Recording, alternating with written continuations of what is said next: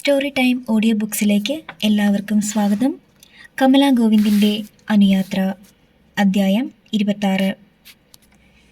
തൻ്റെ മമ്മി ഒരു മുതലാളിയുടെ രഹസ്യബന്ധനക്കാരിയായിരുന്നുവെന്ന് ദൈവത്തെപ്പോലെ തൻ്റെ മമ്മി കരുതി പൂജിച്ചാരാധിച്ച മനുഷ്യൻ, കർത്താവിൻ്റെ തിരുമുമ്പാകെ നിന്ന് പരസ്പരം കൈകോർത്ത് പിടിച്ച് ജീവിച്ച ദമ്പതികൾ.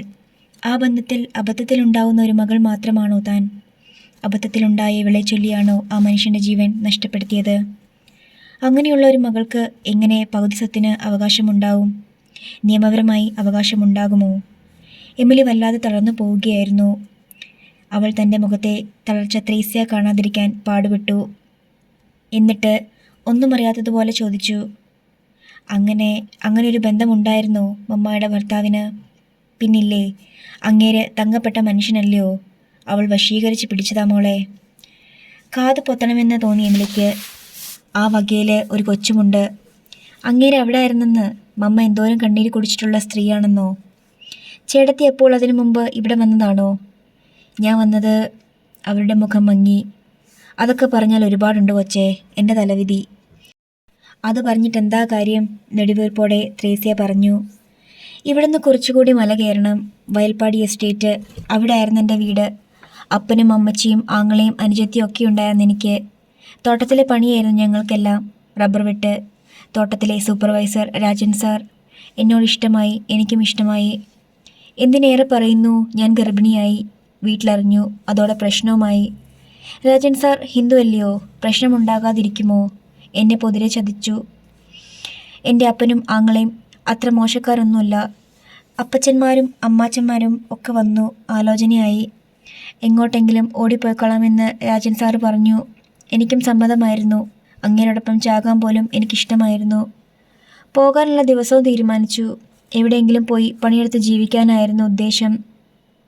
പറഞ്ഞു നിൽക്കവേ ത്രേസ്യയുടെ കണ്ണുകൾ തുളുമ്പി ഒഴുകി. ശബ്ദത്തിന് പതർച്ചയുണ്ടായി. ഓർമ്മയുടെ ഓളങ്ങളിൽ വീണുപോയതുപോലെ അവളാകെ ഒന്നുലഞ്ഞു. എൻ്റെ ഭാഗ്യദോഷം, അല്ലാതെന്തു പറയാൻ. പോകാൻ ഭാവിച്ചിരുന്ന ദിവസം ആളെ കണ്ടില്ല. ഞാൻ ഒത്തിരി കരഞ്ഞു. കരയണത് കണ്ടപ്പോൾ അപ്പൻ പിന്നെയും തല്ലി. ആങ്ങള മുറിയിലിട്ട് പൂട്ടി. എൻ്റെ വയറ്റിലുള്ളതിനെ നശിപ്പിക്കാൻ പ്ലാൻ ചെയ്തത്. എന്നിട്ട് ആരുടെയെങ്കിലും തലയിൽ എന്നെ കെട്ടിവെക്കണം. എന്നെ കൊല്ലാനുള്ള കലിയായിരുന്നു അവർക്ക്. കുറച്ച് ദിവസം ഞാൻ കരഞ്ഞും അടികൊണ്ടും കാത്തു. എന്നെങ്കിലും എപ്പോഴെങ്കിലും രാജൻ സാർ വരുമെന്നായിരുന്നു എൻ്റെ പ്രതീക്ഷ അത്രയും. പക്ഷേ ഒക്കെ തെറ്റിപ്പോയി മോളെ. ഒരു നാൾ കാക്ക വട്ടമിട്ട് പറക്കണത് കണ്ടു. ആളുകൾ കൂടി നോക്കിയപ്പോൾ കൊക്കയിൽ അങ്ങേരുടെ ചീഞ്ഞളിഞ്ഞ ശവം. എൻ്റെ സംശയം, അല്ല തീർച്ച, എന്തിനും മടിക്കാത്ത എൻ്റെ ആൾക്കാർ തന്നെ അത് ചെയ്തതെന്നാ. എസ്റ്റേറ്റിൻ്റെ സൂപ്പർവൈസറെ എസ്റ്റേറ്റിലെ ജോലിക്കാർ തല്ലിക്കൊന്നതാണെന്ന് പറഞ്ഞാലോ? പക്ഷേ തെളിവില്ലായിരുന്നു. ഒടുവിൽ മദ്യപിച്ച് ലക്കുകെട്ട് കൊക്കയിൽ വീണതാണ് എന്നെല്ലാവരും ഉറപ്പിച്ചു. ചീഞ്ഞ ശവം പോസ്റ്റ്മോർട്ടം ചെയ്തപ്പോൾ ഡോക്ടറും പറഞ്ഞു മരിക്കുമ്പോൾ മദ്യം അകത്തുണ്ടായിരുന്നെന്ന്. പോരെ, ഒരു രാത്രിയിൽ ആരോടും പറയാതെ ഞാൻ ആ വീട്ടിൽ നിന്ന് രക്ഷപ്പെട്ടു. പിന്നെ ഇന്നോളം ഞാൻ അങ്ങോട്ട് പോയിട്ടില്ല. അപമാനം വരുത്തി വെച്ച് ഞാൻ പോണത് തന്നെയായിരുന്നു അവർക്ക് നല്ലത്. ഞാൻ വന്നെത്തിയത് ഇവിടെ എസ്റ്റേറ്റിൽ പണിക്കായിട്ടായിരുന്നു വന്നത്. മുതലാളി പണി തന്നു. ഏതു പണിയും ചെയ്യാൻ ഞാൻ സന്നദ്ധയായിരുന്നു മോളെ. തോളിൽ കിടന്നിരുന്ന തോർത്തെടുത്ത് മുഖം അമർത്തി തുടച്ച് കണ്ണുകളൊന്നുകൂടി തുടച്ചു. സങ്കടമുള്ളൊതുക്കാൻ പാടുപെട്ട് എമിലിയുടെ മുഖത്തു നിന്ന് കണ്ണുകൾ പറിച്ചു. അവർക്ക് മുകളിലൂടെ അപ്പോൾ പറന്നു നീങ്ങുന്ന കുരുവികളെ കണ്ട് ത്രേസ്യ മെല്ലെ തുടർന്നു. എന്തൊരു തങ്കപ്പെട്ട സ്വഭാവമായിരുന്നു മുതലാളിയുടെ. അടുക്കളയ്ക്കകത്ത് ചെന്നപ്പോൾ മനസ്സിലായി മമ്മായും തങ്കപ്പോലത്തെ സ്ത്രീയായിരുന്നെന്ന്. അന്ന് മുതലാളിയുടെ അപ്പൻ മരിച്ചു പോയിരുന്നു. അമ്മച്ചിയുണ്ട്. അമ്മച്ചിക്ക് ഇഷ്ടമായില്ല നിറവയറോടെ ഞാൻ അടുക്കളയിലെത്തിയത്. ഇവിടെ മറ്റു പണിക്കാരുണ്ടല്ലോ അമ്മച്ചി. അവൾക്കൊരാവശ്യം വന്നാൽ അവർ നോക്കൂലോ. പാവം, അവൾക്കാരുമില്ലാത്തതല്ലേ. മമ്മ എനിക്ക് വേണ്ടി അമ്മച്ചിയോട് വാദിച്ചു. ശരിയായിരുന്നു മമ്മ പറഞ്ഞത്. അടുക്കളയിലുള്ള എല്ലാ പണിയും ഞാൻ നോക്കി. എൻ്റെ നിർമ്മലിന് 3 മാസമാകുന്നത് വരെ ഞാൻ ചെയ്യേണ്ടുന്ന ജോലി പോലും അവർ ചെയ്തു. എൻ്റെ നിർമ്മൽ ഈ അടുക്കളയിലാണ് വളർന്നത്. റോയിച്ചൻ മോൻ അന്ന് 2.5 വയസ്സേ ഉള്ളൂ. പണി ചെയ്യാറായപ്പോൾ ഞാൻ പിന്നെയും പുറത്തേക്കിറങ്ങാൻ തയ്യാറായി. ഒരു കുടിൽ കെട്ടാൻ സ്ഥലവും സൗകര്യങ്ങളും നേരത്തെ എനിക്ക് തന്നിരുന്നു. മമ്മ പക്ഷേ എന്നെ വിട്ടില്ല. എന്നെ അവർക്ക് വല്ലാണ്ട് ഇഷ്ടമായിരുന്നു. പ്രത്യേകം കറികൾ എന്തെങ്കിലും ഉണ്ടാക്കാൻ, പലഹാരമുണ്ടാക്കാനൊക്കെ വിളിക്കും. റോയിച്ചൻ മോനെ നോക്കാനുള്ള ചുമതലയായിരുന്നു കൂടുതൽ എനിക്ക്. ഞാനാണ് ആ കുഞ്ഞിനെ വളർത്തിയത്, എൻ്റെ മോനേക്കാൾ കാര്യമായിട്ട്. ചെറുപ്പത്തിൽ ആ കുഞ്ഞെൻ്റെ ചെറുക്കനെ പൊക്കിയെടുത്ത് നടന്നിട്ടുണ്ട്. അവനെ പഠിപ്പിക്കാൻ അയച്ചതും റോയ്മോൻ്റെ നിർബന്ധത്തിലായിരുന്നു. പഠിക്കാൻ മിടുക്കനാണെന്ന് കണ്ടപ്പോൾ എല്ലാ സഹായങ്ങളും ചെയ്തു തന്നത് ആ മമ്മായാണ്. ഞങ്ങൾ കുടിലേക്ക് പോന്നിട്ടും സ്വന്തം വീട് പോലെ എപ്പോൾ വേണമെങ്കിലും അങ്ങോട്ട് ചെല്ലാനുള്ള സ്വാതന്ത്ര്യം എനിക്കുണ്ടായിരുന്നു മോളെ. നിർമ്മലിന് ഒരു നല്ല ജോലി കൊടുക്കണമെന്ന് റോയിച്ചൻ മോനോട് പറഞ്ഞതും കൊടുപ്പിച്ചതും മമ്മായ. പിന്നെ ഉദ്യോഗസ്ഥനെന്ന നിലയിൽ ഞങ്ങൾക്ക് ക്വാർട്ടേഴ്സ് വിട്ടു തന്നു. മമ്മ എനിക്ക് ദൈവത്തെ പോലെയാ. അവരാരുമില്ലാണ്ട് അഭയം തേടി വന്ന് എനിക്ക് എല്ലാം തന്നത് മമ്മായ. അവരുടെ ഒരാഗ്രഹവും ഞാൻ കാരണം തടസ്സപ്പെടാൻ പാടില്ല മോളെ. എൻ്റെ മോനേക്കാളും എനിക്കിന്നും ഇഷ്ടം റോയിച്ചൻ മോനോടാ. ആ കുഞ്ഞിൻ്റെ ആഗ്രഹത്തിന് ഞാൻ തടസ്സം നിൽക്കൂല. എൻ്റെ മോനത്തിരി സങ്കടപ്പെട്ടോട്ടെ മോളെ. പക്ഷേ അവർ കഷ്ടപ്പെടരുത്. കാരണം അവരൊത്തിരി കരഞ്ഞിട്ടുള്ളതാ. ആ മമ്മയ്ക്ക് കണ്ണീർ തോർന്നിട്ടേയില്ല ഒരിക്കലും. എന്തിനാ സ്വത്തുക്കൾ? ഇത്രയും സ്വത്തിന് നടുവിൽ ഇത്രയും വലിയ കൊട്ടാരത്തിലിരുന്ന് വർഷങ്ങളായി കണ്ണീര് തൂക്കുക. ഇപ്പോൾ ആ കൊച്ചിന് കരയാനേ നേരമുള്ളൂ. അവർക്ക് സന്തോഷം കൊടുക്കാൻ മോൾക്ക് കഴിയുമെങ്കിൽ ഈ ത്രേസ്യ തടസ്സം നിൽക്കൂല.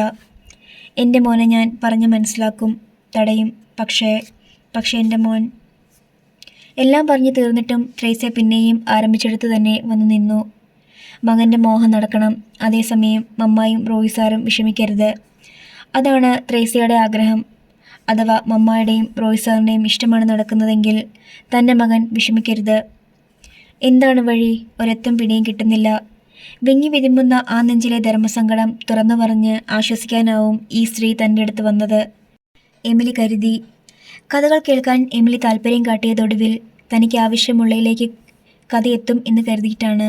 പക്ഷേ ത്രേസ്യ കഥ നിർത്താനും പോകാനുമുള്ള മട്ടു കണ്ടപ്പോൾ എമിലി ധൃതിയിൽ ചോദിച്ചു, അല്ല ചേട്ടത്തി, പറഞ്ഞല്ലോ ഒരു ചിത്രത്തിലെ സ്ത്രീ മുതലാളിയുടെ. എമിലി ആ വാക്ക് പറയാൻ അറച്ചു. ചേട്ടത്തിക്ക് ഇവരെ എങ്ങനെ അറിയാം? എങ്ങനെ അറിയാമെന്നോ? ഞാൻ കണ്ടിട്ടുണ്ട് എൻ്റെ കുഞ്ഞെ. ഈ സ്വർഗം പോലത്തെ കുടുംബം തകർത്ത പാപിയല്ലയോ അവർ.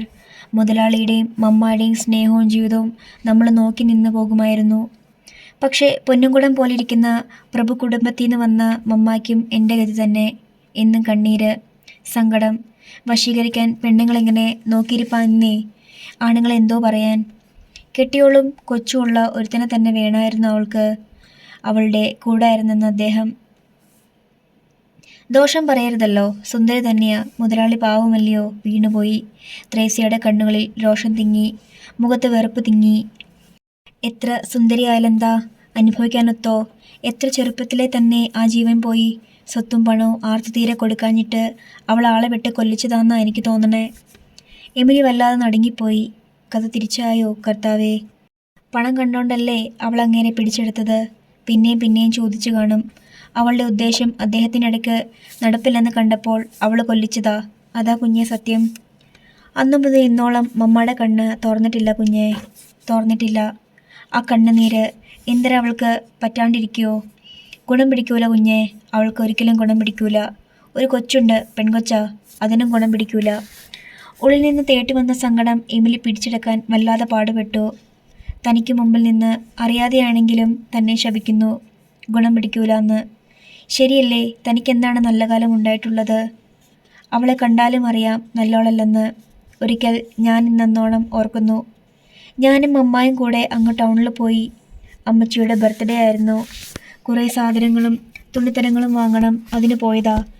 എൻ്റെ ചെക്കനെന്ന് 3-4 വയസ്സുണ്ട്. അവനെ ഞാൻ അടുക്കളയിൽ ഏൽപ്പിച്ചു. അവർ നോക്കിക്കോളും. റോയിച്ചൻ മോന് 6-7 വയസ്സാകുന്നു. കുഞ്ഞിനെ നോക്കാനാ ഞാൻ കൂടെ പോയതെന്ന് കണ്ടോ? മമ്മയ്ക്ക് ഇഷ്ടമുള്ള തുണിത്തരങ്ങളും ആഭരണങ്ങളുമൊക്കെ വാങ്ങുകയാണ്. ആഭരണക്കടയിൽ നിന്നിറങ്ങി ഞങ്ങൾ കാറിൽ കയറി.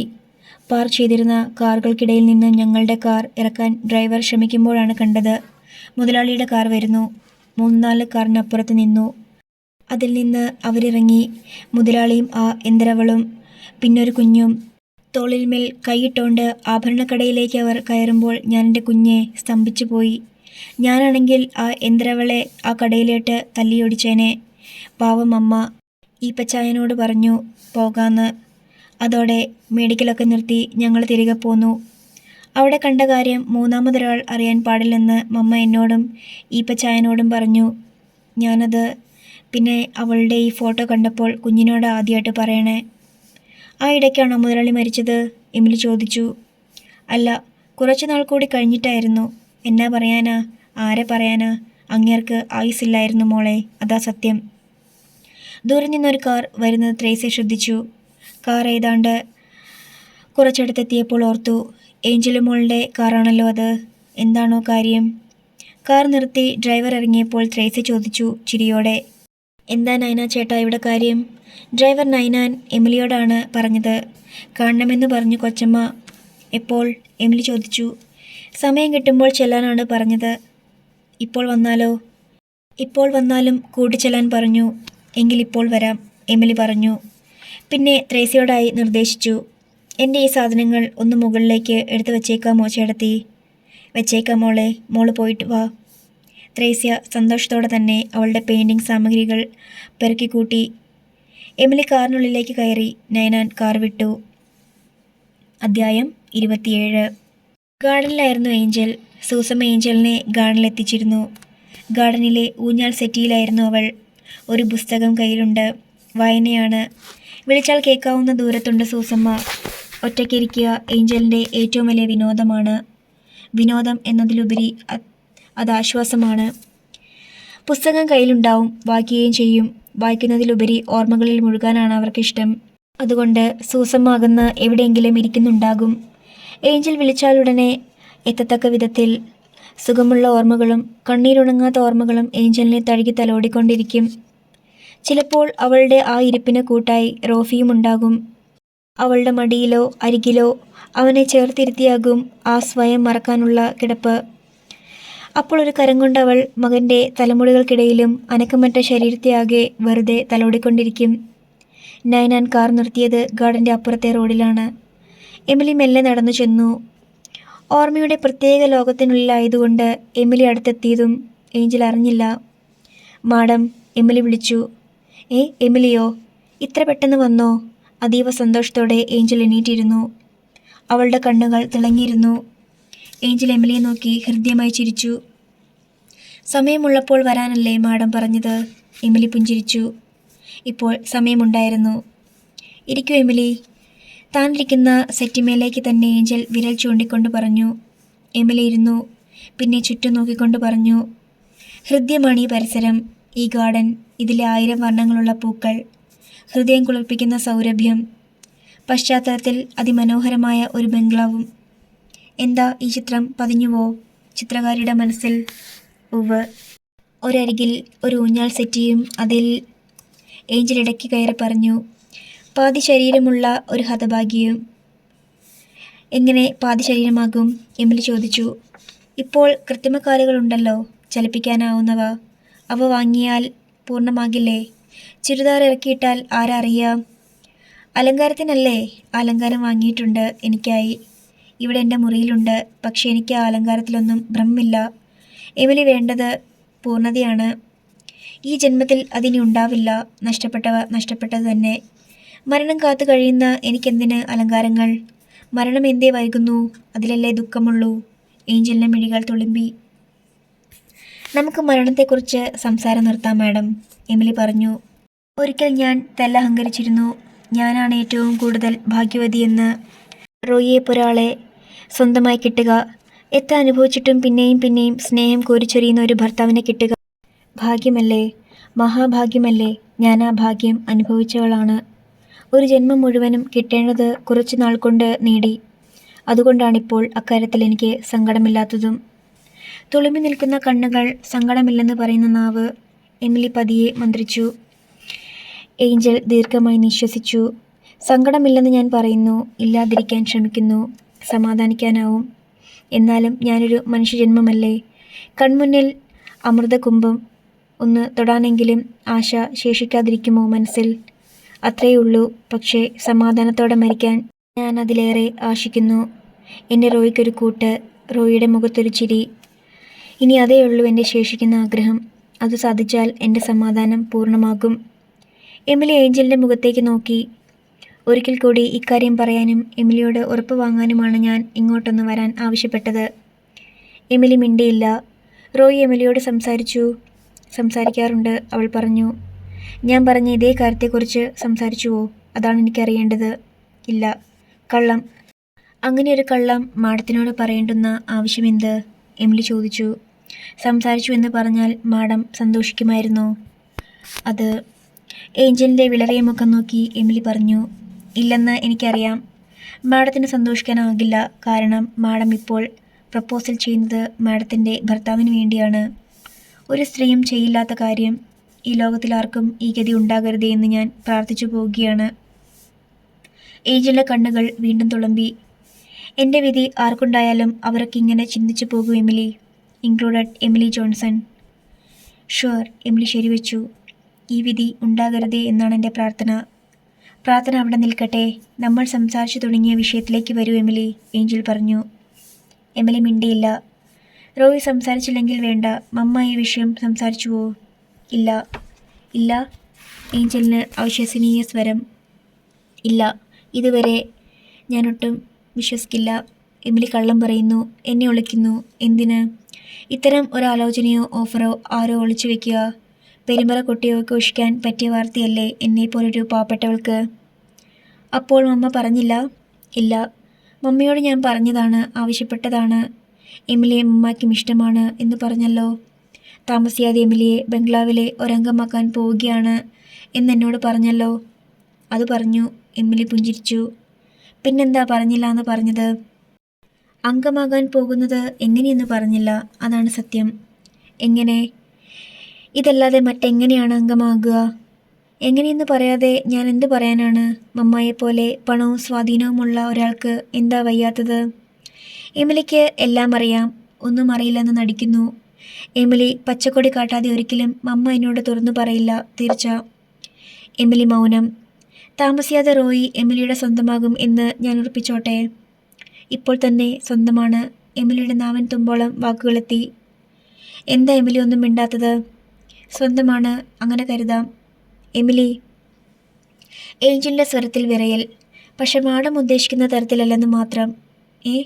യെസ്, റോയ് സാർ എൻ്റെ ബോസാണ്, അല്ലെങ്കിൽ സഹോദരൻ, അങ്ങനെ കരുതാം. സ്വന്തമായി തന്നെ. പക്ഷേ ഭർത്താവായി വയ്യ, ഒരിക്കലും വയ്യ. വയ്യ? വയ്യ മാഡം. കാരണം? വയ്യാഞ്ഞിട്ടു തന്നെ, എമിലി തുടർന്നു.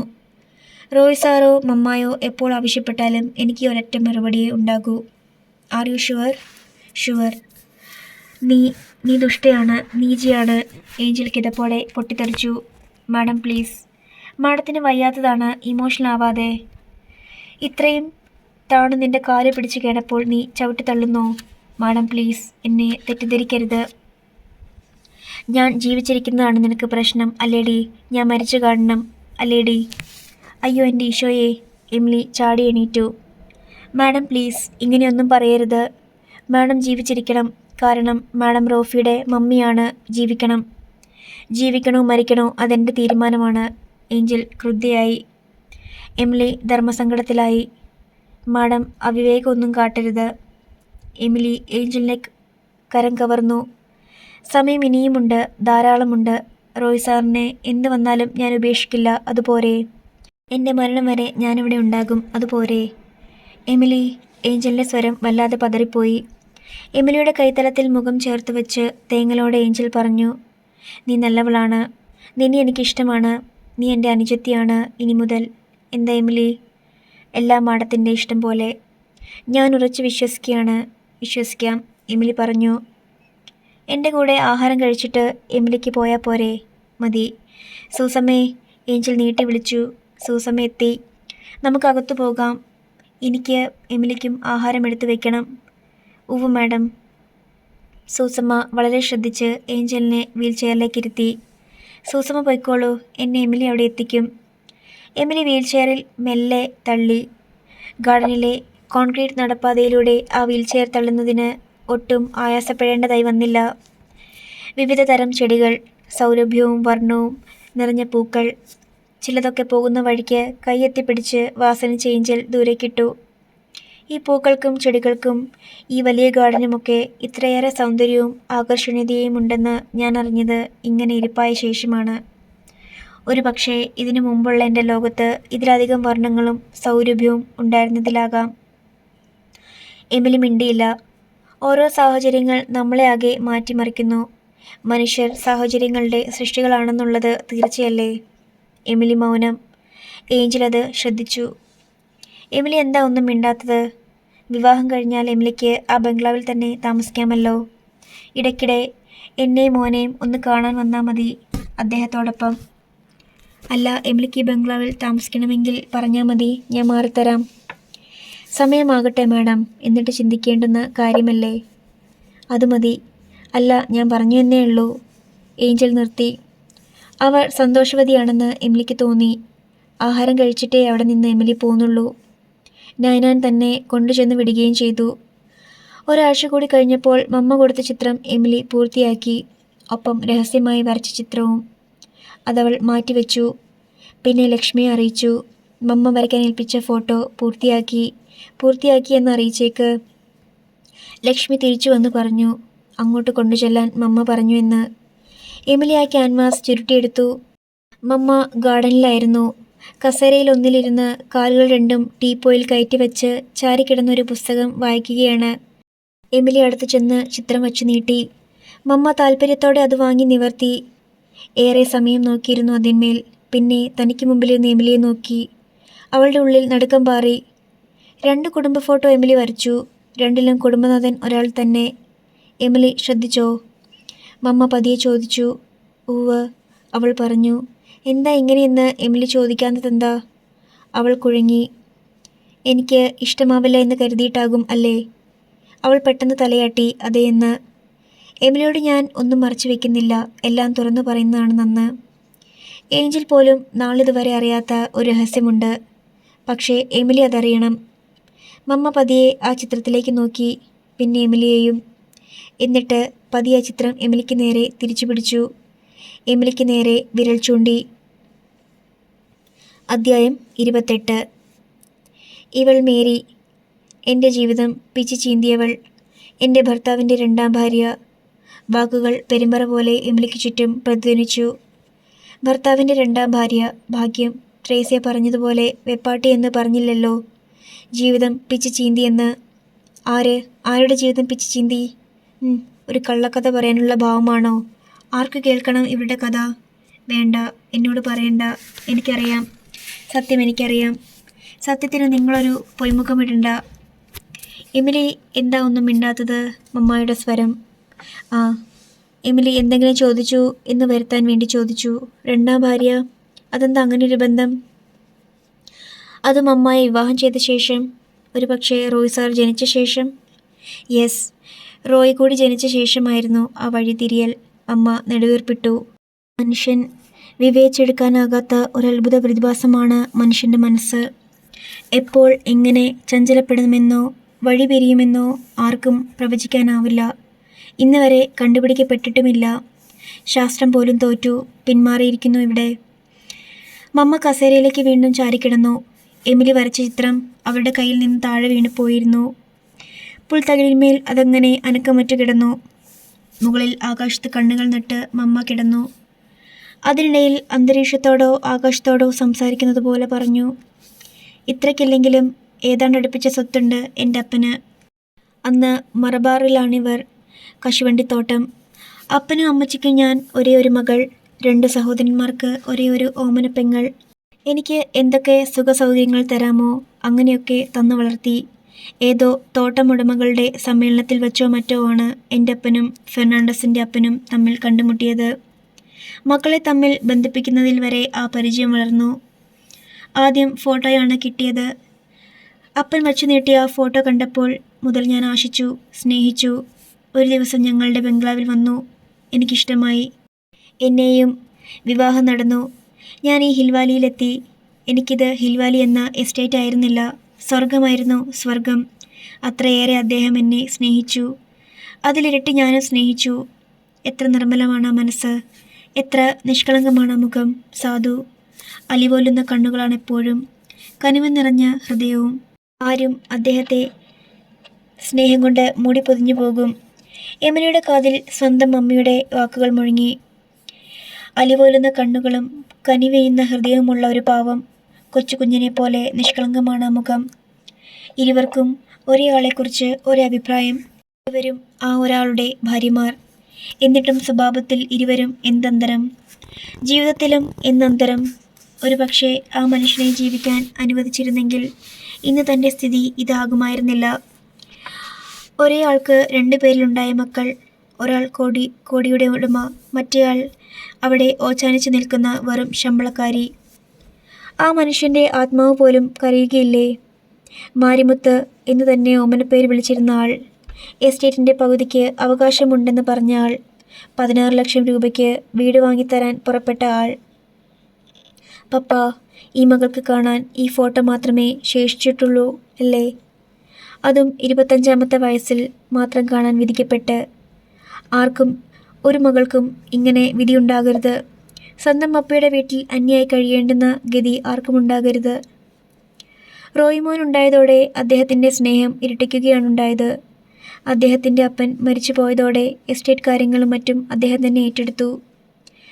അന്ന് ഈ തേയില ഫാക്ടറി മാത്രമേ ഉണ്ടായിരുന്നുള്ളൂ. എല്ലാ ഭരണ നിയന്ത്രണ കാര്യങ്ങളിലും ഫെർണാണ്ടസ് എന്നെയും പങ്കെടുപ്പിച്ചിരുന്നു. എല്ലാം എനിക്കും പഠിപ്പിച്ചു തന്നിരുന്നു. ഒരുപക്ഷെ ഭാവിയിൽ ഈ എസ്റ്റേറ്റ് കാര്യങ്ങളിൽ ഞാനായിരിക്കണം തീർപ്പെടുക്കേണ്ടതെന്ന് അന്നേ ദൈവവിധി എഴുതപ്പെട്ടിരുന്നിരിക്കണം. എന്തായാലും ഞങ്ങളുടെ ഇരുവരുടെയും കൂട്ടായ ആലോചനയും ഭരണമുന്നേറ്റവും പുരോഗതിയിലേക്കാണ് പാത തെളിയിച്ചത്. ഹിൽവാലി കാപ്പിപ്പൊടി ഫാക്ടറിയും ഹിൽവാലി ഏലയ്ക്ക എക്സ്പോർട്ടിങ്ങും ഒക്കെ തുടങ്ങിയത് അന്നാണ്. അതോടെ ലാഭം ഇരട്ടിയാവുകയായിരുന്നു. എന്നും തൊഴിലാളികളോടും ഉദ്യോഗസ്ഥരോടും അനുഭാവപൂർണമായ ഒരു സമീപനമേ അദ്ദേഹം എടുത്തിട്ടുള്ളൂ. ഒരിക്കലും തൊഴിലാളി കുടുംബം പട്ടിണിയാവുകയോ കഷ്ടപ്പെടുകയോ ചെയ്യരുത് എന്ന് നിർബന്ധമുണ്ടായിരുന്നു. അതുകൊണ്ട് തന്നെ മോശമല്ലാത്ത കൂലി നിരക്ക് അദ്ദേഹം കൊടുത്തിരുന്നു. വർഷത്തിൽ 4-5 തവണയെങ്കിലും പേര് പറഞ്ഞ് അദ്ദേഹം അവർക്ക് സമ്മാനങ്ങളും വസ്ത്രങ്ങളും നൽകിയിരുന്നു. ഓണമോ ക്രിസ്മസോ ആകാം, അല്ലെങ്കിൽ ആരുടെയെങ്കിലും ബർത്ത്ഡേ ആകാം. സദ്യയും സമ്മാനങ്ങളും കിട്ടുക അവർക്ക് വലിയ കാര്യമാണ്. സമന്മാരോടെ എന്നതുപോലെ അവരോട് അടുത്ത് പെരുമാറുകയും ചെയ്തു. അതുകൊണ്ട് അവർ കയ്യും മെയ്യും മറന്ന് അദ്ദേഹത്തോട് കൂറുകാട്ടി. ആ നയം, സ്നേഹം, പെരുമാറ്റം, ഭരണ നിപുണത ഞാൻ എൻ്റെ ഭർത്താവിൻ്റെ ഒരാരാധിക കൂടിയായി തീർന്നു. വർഷങ്ങൾ 5-6 കടന്നുപോയി. അപ്പോഴാണ് എല്ലാ സ്നേഹവും എല്ലാ സമാധാനവും തല്ലി തകർത്തുകൊണ്ട് ഞങ്ങളുടെ ഇടയിലേക്കൊരു ധൂമകേതു കടന്നു വന്നത്. മേരി. എമിലി തെല്ല് നടുക്കത്തോടെ നോക്കി. മമ്മ ആകാശത്ത് നിന്ന് മിഴികൾ പിൻവലിച്ച് എമിലിയെ നോക്കി. ടീപ്പോയ്ക്ക് മുകളിൽ നിന്ന് പാദങ്ങൾ വലിച്ചെറിഞ്ഞ് തറയിൽ പുൽപ്പരപ്പിൽ വെച്ചു. തെല്ല് മുന്നോട്ടാഞ്ഞിരുന്നു. മേരി, എൻ്റെ അല്ല, ഞങ്ങളുടെ സ്വർഗതുല്യമായ ജീവിതത്തിൽ അവർ എന്തെല്ലാം പ്രശ്നങ്ങളുണ്ടാക്കിയെന്നറിയണോ എമിലിക്ക്? പറയാതിരിക്കാൻ വയ്യ.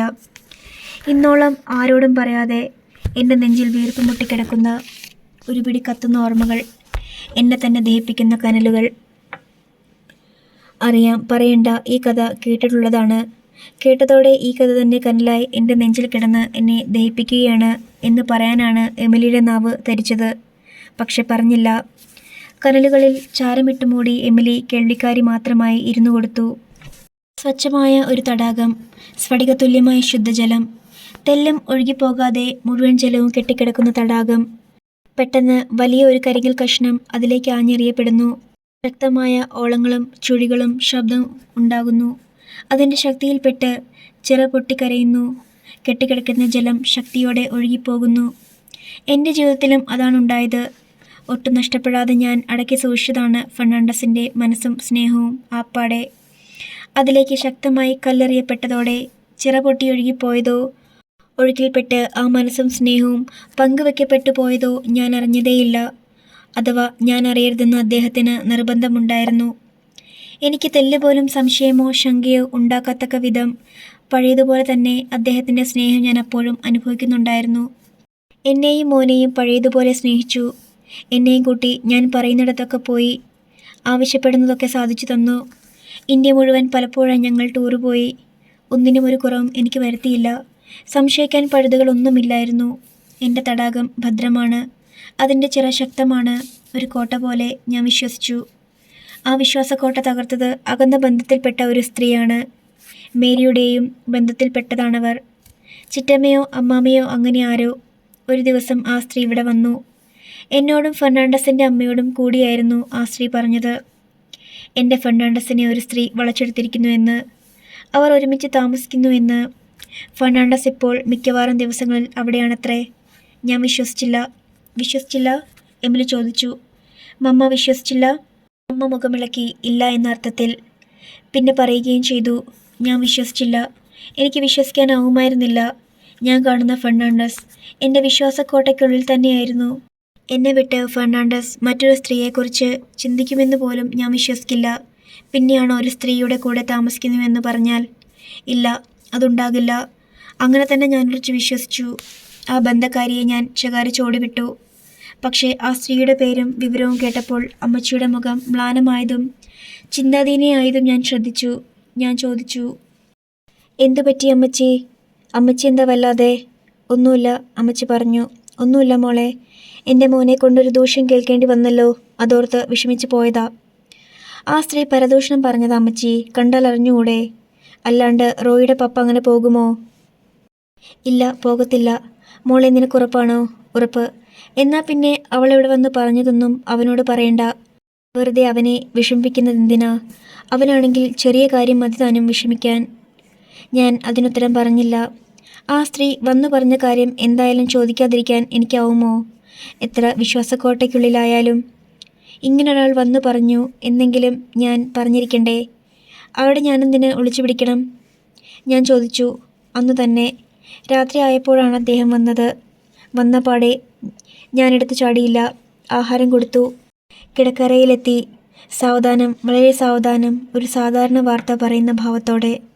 അല്ലെങ്കിലും അത്രയും പ്രാധാന്യമേ ഞാനും അതിന് കൊടുത്തിരുന്നുള്ളൂ. ആരായി മേരി? ഞാൻ അങ്ങനെയാണ് ചോദിച്ചത്. മേരി? ഏത് മേരി? അദ്ദേഹം ആ മേരി എന്ന പേര് കേട്ടപ്പോഴേ നടുങ്ങിത്തെറിക്കുന്നത് ഞാൻ കണ്ടു. ഏത് മേരി എന്ന ചോദ്യം വല്ലാതെ വിറയാർന്ന സ്വരത്തിലായിരുന്നു. നിമിഷം കൊണ്ട് ആ ശരീരം വെട്ടി വിയർക്കുന്നത് ഞാൻ അറിഞ്ഞു. ആ നിമിഷം ഞാൻ സംശയിച്ചു. ആ സ്ത്രീ സത്യമാണോ പറയുന്നത്? എൻ്റെ കോട്ട തകരുകയാണോ? ഇവിടുത്തെ ഏതോ ബന്ധത്തിൽപ്പെട്ട പാണപ്പാറയിൽ താമസിച്ചിരുന്ന ഒരു മേരി. അറിയുമോ അവളെ? ഇല്ല, അറിയില്ല. അങ്ങനെ പറയുന്നത് കേൾക്കാൻ ഞാൻ ആഗ്രഹിച്ചു. സത്യമാണെങ്കിൽ പോലും ഇല്ല എന്ന് പറയുന്നതായിരുന്നു എനിക്കിഷ്ടം. പറയുന്ന അക്ഷരങ്ങളെ മാത്രം വിശ്വസിച്ച് എനിക്ക് മുന്നോട്ട് ജീവിക്കാമായിരുന്നു. പക്ഷേ അദ്ദേഹം പറഞ്ഞതോ? അറിയും. അദ്ദേഹം സത്യം പറയാൻ ആഗ്രഹിക്കുന്ന മനുഷ്യനായിരുന്നു. അതെനിക്ക് നന്നായി അറിയാമായിരുന്നു. അതുകൊണ്ടാണ് കള്ളം പറഞ്ഞിരുന്നെങ്കിൽ എന്ന് ഞാൻ ആഗ്രഹിച്ചു പോയത്. മരിച്ചു കിടക്കുന്ന ഒരു ആനയ്ക്ക് അശ്വതാത്മാവ് എന്ന് പേരിട്ട് അശ്വതാത്മാവ് മരിച്ചു എന്ന് പണ്ട് സത്യസന്ധനായ യുധിഷ്ഠിരനെ കൊണ്ട് ദ്രോണരെ താഴ്ത്താൻ ശ്രീകൃഷ്ണൻ പറയിപ്പിച്ചില്ലേ പുരാണത്തിൽ? കുരുക്ഷേത്ര യുദ്ധം നടക്കുമ്പോൾ സത്യസന്ധനായ ധർമ്മത്തെ നിഷേധിക്കാത്തവനായ യുധിഷ്ഠിരൻ പറഞ്ഞതുകൊണ്ട് മാത്രം ദ്രോണാചാര്യൻ അത് വിശ്വസിച്ചുവെന്നും തേരോട്ടത്തിൽ തളർന്നു നിന്ന് ആ തക്കത്തിന് ആ തല വെട്ടിയെടുത്തു എന്നുമാണ് കഥ. എനിക്ക് തല വെട്ടണ്ട, ജീവിച്ചാൽ മതി. അദ്ദേഹം സത്യമാണ് പറഞ്ഞത് എന്ന് തന്നെ കരുതി ഞാൻ ജീവിക്കുമായിരുന്നു. പക്ഷെ അദ്ദേഹം കള്ളം പറഞ്ഞില്ല, സത്യം പറഞ്ഞു. യുധിഷ്ഠിരനേക്കാൾ സത്യസന്ധൻ. മേരി എൻ്റെ ഭാര്യയാണ്. ഭാര്യ? അപ്പോൾ ഞാൻ നെഞ്ചിൽ കൈവച്ചു. മിന്നി, നീ കഴിഞ്ഞിട്ടേ ഉള്ളൂ എനിക്കവൾ. അപ്പോൾ 2 ഭാര്യ? അതെ, അങ്ങനെ സംഭവിച്ചു പോയി. ഇനി അത് തിരുത്തണം. എങ്ങനെ? പള്ളിയും പട്ടക്കാരും ആൾക്കാരും പറഞ്ഞ് ഭാര്യയായവൾ ഞാനാണ്. അവളെ ഉപേക്ഷിക്കണം. ഈ നിമിഷം ഉപേക്ഷിക്കണം. ഞാൻ തീർത്തു പറഞ്ഞു. വയ്യ വിന്നി, ഒരിക്കലും ഞാനത് ചെയ്യില്ല. കാരണം അവൾ ഗർഭിണിയാണ്. എൻ്റെ കുഞ്ഞിനെ. തകർന്നു. ഞാൻ അമ്പേ തകർന്നു. എൻ്റെ മുമ്പിലെല്ലാം തകർന്നു. ഇല്ല, ഇനി എനിക്ക് ജീവിതമില്ല, ജീവിക്കണ്ട, മരിക്കാനായിരുന്നു എൻ്റെ തീരുമാനം. അമ്മച്ചിയുടെ ഉറക്കഗുളികൾ ഞാൻ വാരി വാരി വിഴുങ്ങുകയായിരുന്നു ആ രാത്രിയിൽ തന്നെ. അടുത്ത അധ്യായം നാളെ.